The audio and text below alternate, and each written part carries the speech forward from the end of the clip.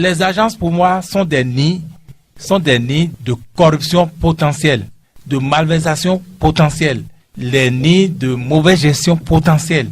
Mais Roméo Wadaye ne pourra rien et ne fera rien si les Béninois continuent à se taire. Il faut que les Béninois, chaque Béninois commence par dire. Il faut pouvoir dire ça et dire au chef de l'État ce que vous voulez. Mais il y a un réel problème actuellement, non? On nous parle de trêve politique qui ne permet plus de dire... Bon, voilà les mélanges que vous faites. Vous dites, moi j'ai parlé des politiques ici maintenant. Est-ce que j'ai d'abord très politique pour dire vrai? Vous voyez tous les débats qu'on fait là. C'est parce qu'une seule personne a pensé que c'est ça qu'il faut. Et c'est ça qui a été implémenté. Donc, une seule personne a dit que quelque chose doit s'appeler très politique, mais en sorte de politique, c'est autre. Et c'est devenu loi. Et tout le monde a dit, le chef a parlé, il faut se taire. Et vous mélangez même. Il a dit politique, non. Qu'on dise que l'emploi là, la manière dont on chasse les gens, quelqu'un qui a 27 ans de sa carrière, 3 ans donc de la fin de sa carrière, et on lui applique une loi, on lui dit, on le renvoie, on lui paye 3 mois de salaire. Vous trouvez que c'est normal? Ça concerne au moins chacun de nous, même si vous n'êtes pas fonctionnaire de l'État, comme on dit désormais. Au moins, il y a un de vos parents qui est concerné, il y a quelqu'un qui est concerné. Il y a au moins un enfant qui va en être frappé indirectement demain. Donc, pouvoir dire ces genres de choses-là, pouvoir le dire, eh bien, c'est pas faire de la politique. Parce que c'est ça aussi la confusion qu'on vous a aidé à mettre dans la tête, que tout est politique.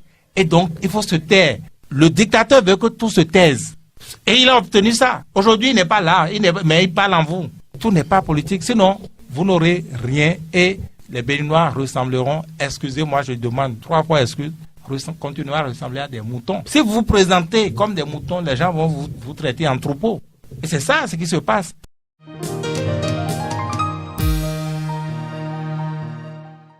Le président de la République, Romuald Wadaye, a lancé la mise en œuvre de plusieurs réformes, dont la suppression des agences créées sous l'impulsion de l'ex-chef de l'État, Patrice Talon. Nous parlons de continuité, mais pourquoi vouloir supprimer des agences de l'ex-chef de l'État? Ces agences, quand nous l'avons observé pendant 10 ans, ça a ses avantages, mais ça a ses faiblesses aussi. Les avantages, c'est que ce sont, disons, des cadres plus opérationnels que la lourdeur administrative constatée au temps des ministères quand il n'avait pas encore existence des agences, en tout cas pas en ce nombre-là.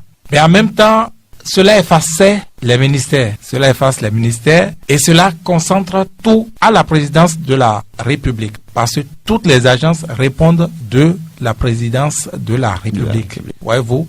Et donc, c'est un problème en même temps qu'on dit, parce que moi je n'ai pas observé les choses de l'intérieur, mais on nous dit que c'est grâce aux agences qu'on va vite dans l'asfaltage, c'est grâce aux agences qu'on a ceci plus facilement, etc., etc. Donc, du point de vue de la transparence, du point de vue de la reddition de comptes, parce que nous perdons cela souvent de vue, mais si on est vraiment en démocratie, cela compte énormément, la transparence, la reddition de comptes, le fait que les citoyens puissent suivre ce qui se fait et savoir que ce qui se fait, voilà, à peu près les acteurs qui exécutent et qu'ils exécutent, n'est-ce pas, ces travaux-là de manière orthodoxe, n'est-ce pas? Cela est important. Donc, ça ne permet pas de le savoir. Donc, si aujourd'hui, Roméo Wadaye, il va s'attaquer à ce chantier qui est une des grandes caractéristiques du régime de Patrice Talon. Donc, je suppose que c'est un acte fort, et qu'il ira jusqu'au bout. Maintenant, il reste à savoir quel est le diagnostic en profondeur, quelles sont les agences qui vont être supprimées et pour quel impact. Est-ce qu'il n'y a pas lieu pour le gouvernement de penser également à faire le même nettoyage dans d'autres secteurs, voire d'autres petites agences, d'autres petits points dans les recoins du pays qui continuent à engloutir l'économie, qui continuent à bouffer dans la caisse de l'État sans vraiment servir à grande chose? J'ai pensé. Encore une fois, le problème du diagnostic revient. Celui qui veut supprimer, c'est pourquoi il veut supprimer. Quel diagnostic il a fait, n'est-ce pas, pour aboutir à cette résolution-là. Voyez-vous? Et rien ne prescrit que, eh bien, si ces agences-là sont supprimées, d'autres ne suivraient pas. Et puis, si vous en parlez, moi, j'ai écouté quelques techniciens, par exemple, de l'agence de transfusion sanguine, n'est-ce pas? qui ont estimé que cette agence, par exemple, à l'État, pour cette activité, il ne devait pas avoir une agence. Ce n'est pas une agence qui est dédiée à ça, puisque ça limite, par ailleurs, disons, la collecte de sang, simplement. Alors, l'objectif, c'est cela, n'est-ce pas? Donc, il est clair qu'il a un diagnostic général à faire, puisque nous sommes sur le terrain des agences, sur ce secteur-là, n'est-ce pas, et aboutir à des solutions, tiennent compte, n'est-ce pas, de ce qui avait amené à la création des agences, outre la personnalité, comme je le disais, et le profil de l'ancien chef de l'État, donc aboutir à des résolutions qui ne nous replongent pas, n'est-ce pas, dans les travers d'un temps, par exemple, le temps, comme je le disais, je parlais de l'audience administrative, mais en même temps, redonner vie au ministère, parce que on ne peut pas faire double emploi, n'est-ce pas, en ayant les agences et en ayant les ministères à côté qui sont là juste pour formaliser ce que les agences font sans y avoir même un œil, sans y avoir de contrôle. On leur dit seulement de signer, et ils ne font que signer, et ils ne font que valider, n'est-ce pas, ce qu'ils ne connaissent pas, ce qu'ils n'ont pas vu. Ça, c'est entre autres les retours que nous avons par rapport au fonctionnement des agences avec les ministères. Donc, si Romain Wardani est vraiment motivé par l'intérêt général, travailler, n'est-ce pas, selon les normes, je crois qu'il a un vrai diagnostic à faire au-delà donc du secteur de la culture pour aboutir, disons, à rendre, n'est-ce pas, ce domaine-là beaucoup plus efficace. On ne peut pas dire qu'il faut supprimer d'emblée les agences, mais les faiblesses qu'il y a eu pendant ce temps-là qu'on l'a expérimenté, eh bien, il faut pouvoir corriger ces faiblesses-là et renforcer l'existant. Mais il y a également le cas des ministres conseillers. Est-ce qu'il n'y a pas lieu de revoir également ce côté-là? Parce que si les agences sont budgétivores, je crois que les ministres conseillers également gagnent un salaire. Et ils ont également des associés, ils ont également des personnes sous leur responsabilité. Je pense que ça aussi devrait constituer d'une autre forme d'organisation budgétivore pour les ministères. Oui, le diagnostic ne dit pas encore que c'est parce que les agences sont budgétivores. Et je ne suis pas sûr que les agences soient budgétivores. Moi, je ne dirais pas cela. Les agences, pour moi, sont des nids de corruption potentielle, de malversation potentielle, les nids de mauvaise gestion potentielle.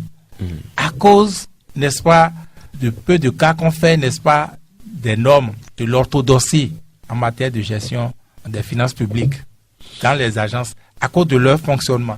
Parce que elles sont rattachées directement à la présidence et qu'elles sont autonomes, ne répondent pas du ministère, donc sont en quelque sorte astreints à certaines normes, n'est-ce pas? Donc, ce n'est pas à confondre avec, avec le caractère budgétivore auquel vous faites allusion, vous ramenez chaque fois en parlant donc des ministres conseillers. Les ministres conseillers, moi non plus, je ne sais pas vraiment ce que c'est. Si on me parle des conseillers techniques du chef de l'État, là, je suis d'accord. Les conseillers techniques du chef de l'État sont là, sont des techniciens qui sont à même d'avoir une vue globale sur le fonctionnement de tout ça, agence, ministère. La naissance des conseillers ministres, c'est un peu le contexte qui pose problème. Ils sont nés pour satisfaire les acteurs politiques. Et ils ont été reconduits en l'État. C'est-à-dire, c'est des éléments des partis politiques parce qu'ils n'étaient pas assez casés dans le gouvernement qui ont été récupérés et à qui, n'est-ce pas, on a trouvé de postes, quand bien même c'est pour être conseiller. Et c'est affublé maintenant de titres de ministre conseiller.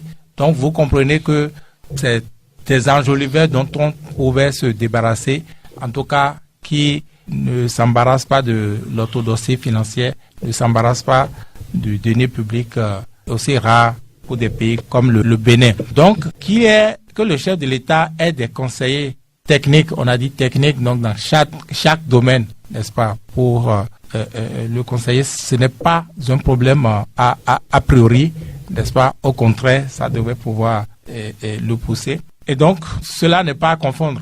C'est pas pour ça qu'il faut supprimer. Le problème dont vous parlez qui est réel, n'est-ce pas, eh bien, c'est un problème global. Mais Romain Wardani ne pourra rien et ne fera rien si les Béninois continuent à se taire. Il faut que les Béninois, chaque Béninois commence par dire, quand je dis chaque Béninois, C'est pas tout le monde, on va pas devenir fou et commencer pas à parler dans la rue non plus.